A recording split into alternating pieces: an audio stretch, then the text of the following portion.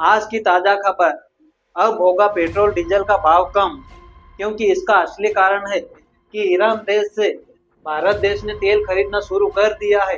पर बड़ा सवाल ये है कि अब क्या भारत देश रूस और अमेरिका देशों से तेल नहीं खरीदेगा? आइए जानते हैं अपन इस वीडियो में पूरी डिटेल से। जी हाँ दोस्तों, आप मेरे से बड़े हैं, ये तो मेरे को पूरा पता है।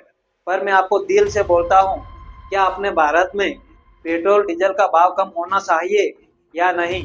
ये आपके लिए कमेंट बॉक्स से खुला है, आप जरूर बताना। ये सब देखने को मिलेगा, ये किसी को पता नहीं था, क्योंकि आप इस फोटो में देखो। जब से ये ईरान अमेरिका इजराइल का युद्ध शुरू हुआ, तब से लेकर अभी तक अपने भारत देश के साथ साथ कई और देशों को पेट्रोल डीजल को लेकर तहस नहस देखने को मिला है। और जो पेट्रोल और डीजल की रुकावट हुई, ये कारण यही है कि युद्ध के कारण रुकावट हुई है। और आप हम सब ने पहले तो देखा होगा, जब युद्ध शुरू नहीं हुआ था तब पेट्रोल और डीजल की रुकावट नहीं हो रही थी। और आप इस तरफ इस फोटो में देखो, इस फोटो में बताया गया है कि जो ईरान देश के ऊपर शुरुआत में इजराइल और जो अमेरिका देश ने हमला किया है। पर जो अमेरिका और इजराइल देश ने हमला किया, ये तो ईरान देश के ऊपर हमला किया था। पर सबसे बड़ी बात यह है, जब अमेरिका और इजराइल देश ने ईरान देश के ऊपर हमला किया, तो उनके साथ साथ जो पास का होर्मुज का स्ट्रेक है, उनके आसपास भी हमला हो गया। क्योंकि हमला तो किया था ईरान देश के ऊपर, पर जो भी नुकसान हुआ उनके आसपास के देश है, उन देशों को भी नुकसान हो गया। तो उसने बदला लिया। अब जब अमेरिका और इजराइल देश ने ईरान देश के ऊपर हमला किया, पर उनके साथ साथ हमारा भी नुकसान देखने को मिला, तो उनके गुस्से में आकर भी जो होर्मुज का स्ट्रेक है, उसने डायरेक्ट जो वहां से परिवर्तन, यानी कि जो परिवहन वहां से निकलते थे तेल से भरे हुए, वो टैंकर वहां से फिर वो निकलने का दरवाजा ही बंद कर दिया। तो उनके चलते फिर ये अमेरिका, इजराइल और ईरान देश के बीच एक बड़ा नुकसान देखने को मिल रहा है बाकी देशों को। क्योंकि युद्ध किसी और देश के साथ, पर नुकसान कोई और देश झेल रहे हैं। पर आगे क्या देखने को मिलता है, ये अपन और आगे बात करते हैं।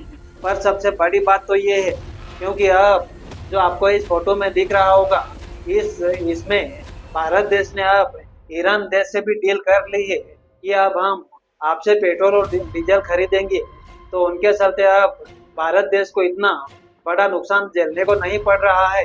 हाँ, नुकसान तो झेलने को पड़ा है, पर अब भारत देश ने तुरंत निर्णय लिया और बताया कि भले ही जो होर्मुज की स्ट्रेक है वहां से हमारा तेल बाहर नहीं निकल रहा, तो क्या हुआ, हमने अब ईरान देश से डील कर ली है।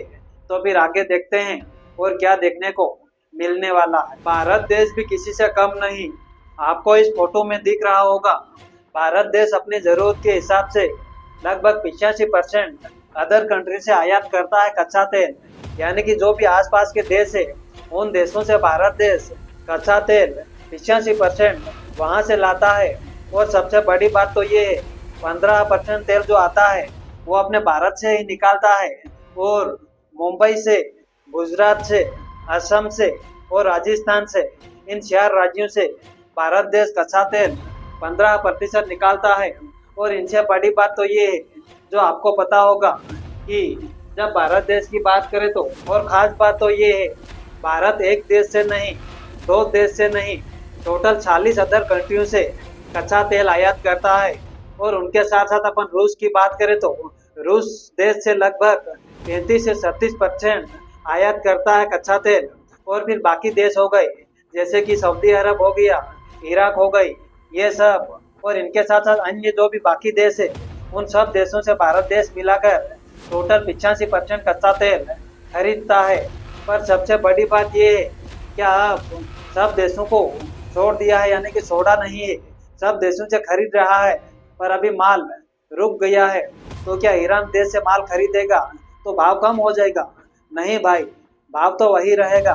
पर अब जो रुकावट हो रही, वो रुकावट देखने को नहीं मिलेगी।